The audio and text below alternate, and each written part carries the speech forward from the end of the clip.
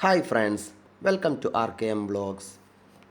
തേങ്ങ അരച്ച് മുട്ട പൊട്ടിച്ചൊഴിച്ച ഒരു മുട്ടക്കറി ഉണ്ടാക്കാം.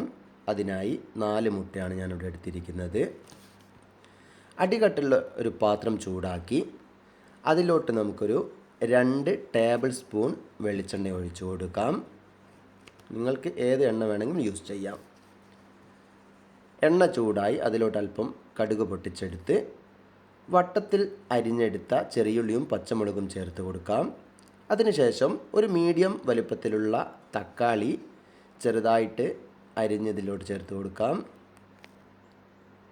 അതിനുശേഷം 1/2 ടീസ്പൂൺ മഞ്ഞൾപ്പൊടി ചേർത്ത് കൊടുത്ത് ഒന്ന് വഴറ്റിയെടുക്കാം.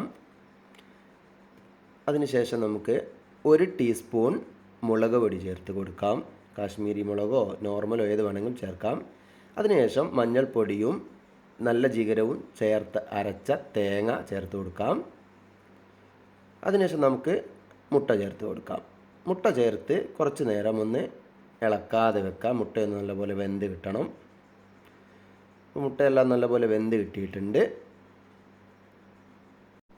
അതിനുശേഷം ആവശ്യത്തിന് വെള്ളവും ഉപ്പും ചേർത്ത് വീണ്ടും ഒരു 1-2 മിനിറ്റ് കൂടി നമുക്കത് തിളപ്പിച്ച് മുട്ടയെല്ലാം നല്ലപോലെ ഉടച്ച്